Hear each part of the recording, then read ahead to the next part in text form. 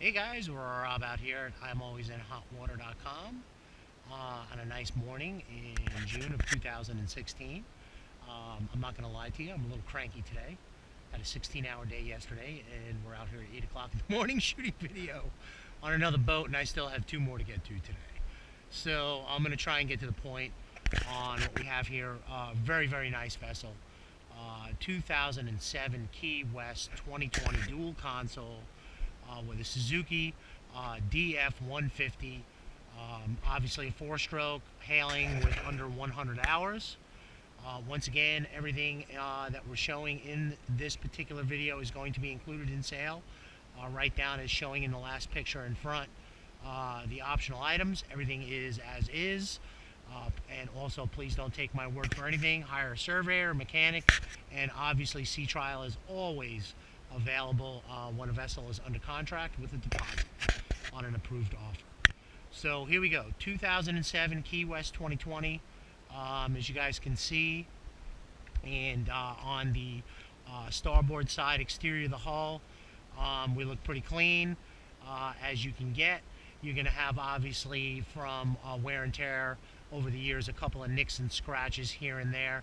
In fact, I'll show you guys right up here on the rail. You got just extremely minor cosmetic cracking, which is standard on these types of vessels. Let me just get up on that real quick. But nothing, the key to the video here is so you guys can kind of get your walkthrough instead of just kind of running around looking at vessels, and also tire kicking. Save my time and save your time. As you guys can see here, and I'm going to get into this a little more, you kind of see a little bit of a discoloration, actually matching color. And as I'm going to move over to port side of the vessel, I'm going to show you a couple of things.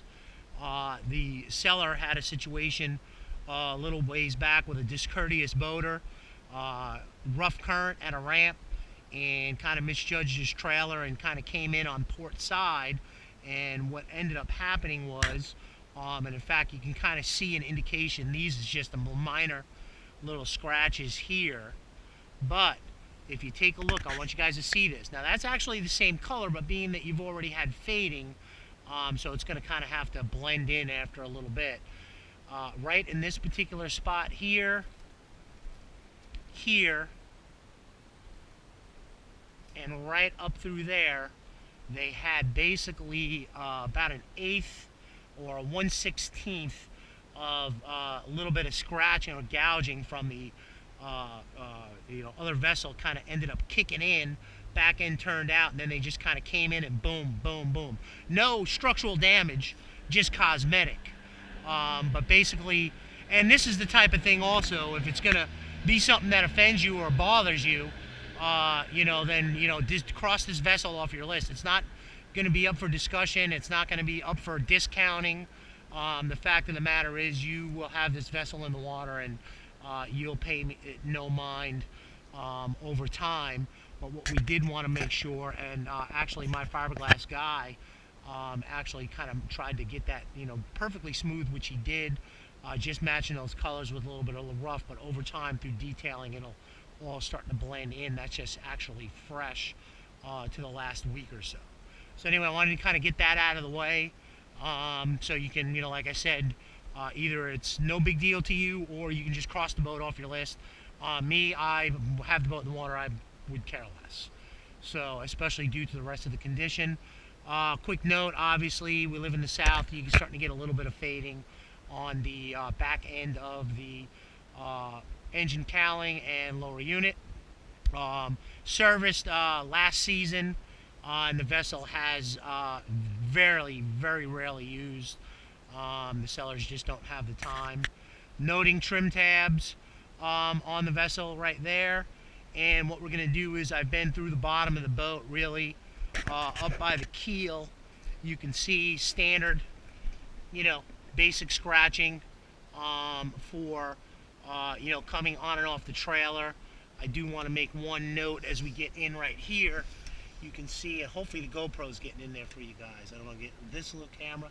You got a little bit of chipping right there. So, which I tend to do on my boats, daily.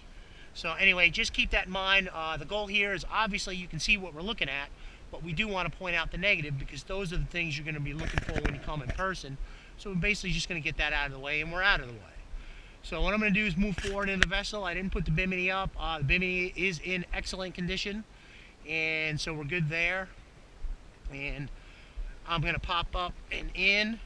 You guys just bear with me as I bounce in the boat. Ooh, I'm in. Ooh, stretched areas I didn't really want to there. All right, moving forward into the bow area. Thank you. Moving forward into the bow area, you know, we can see cushions in or cushions out. If you're going to go fishing, keep them out, or, you know, with them being in, you can see everything is in great shape, and you have plenty of storage. Everything's clean all the way through.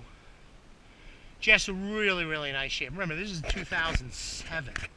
So, I mean, for conditions, you know, if you guys, especially out there shopping vessels, you can see that it's been kept up. Cushions, covers, and most of the stuff have actually been just kept in the garage.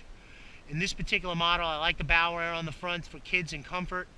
I do like this design here, which is giving you some side seating as well as forward seating, but also fishing capability up on the deck, especially if you want to throw a cast net. Walk through windshield, as you can see. Passenger side, we look good.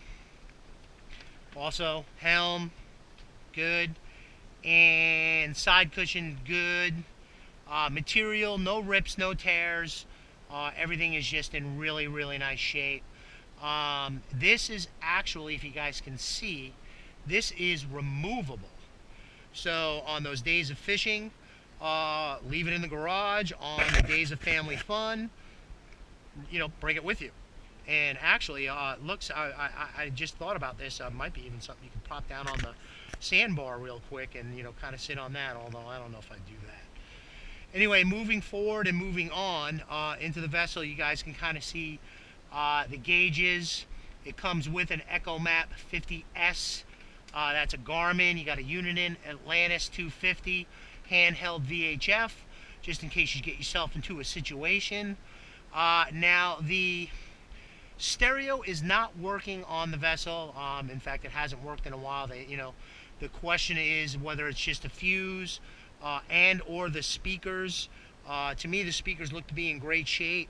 So that could be just a wiring issue, a fuse issue, could be just the speakers, could be just a stereo. Probably if I had about an hour with the boat, I could get that situation worked out. You know, marine stereos, that's a little bit more expensive as a Sirius, but I could pop a marine stereo in there. You know, you guys know they're $99. In fact, I just saw a sale for a 4-set and a marine stereo for about 160 bucks at West Marine. So you do have a little bit of fading on the display panel itself, and also, as normal for most vessels, your miles per hour gauge is not working. Very few really do after the first year, but everything else is up to speed. And we are also have Lenco trim tabs on the vessel. So overall, you have a real nice situation here. I do want to point something else out that is actually a little bit of annoyance.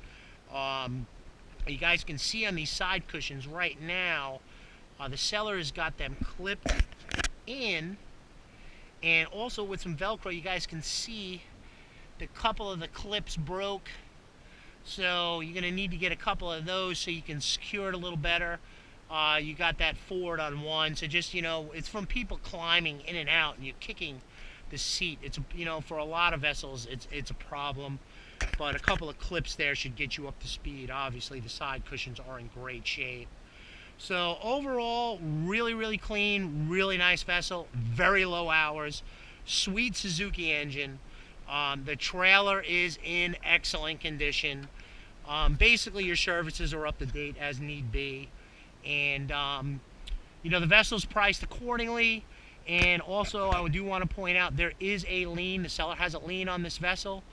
We're going to list the boat. You know, you guys can see the list price. I just want to be straightforward from the get-go. One with a lien, you know, you're going to have a standard turnaround on titles. Bill of sale will be issued. Titles will come after the fact, as it is in most cases, or buying from a dealership. And on another note, there's very, very little wiggle room. You know, the seller is motivated and wants to work with people on this, and I will be the intermediate for that. But unreasonable offers or offers deemed below a certain value will not be entertained. So we will work with you a little bit on the vessel, but she's so clean, she's so nice, you know, minus your little repairs there. Beautiful engine. So Rob out here at ImAlwaysInHotWater.com, trying to give you the best depiction I can, and obviously trying to get this sold for my client.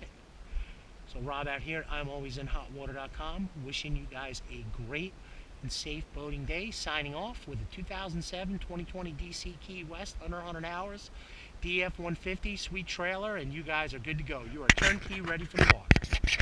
Rob signing off.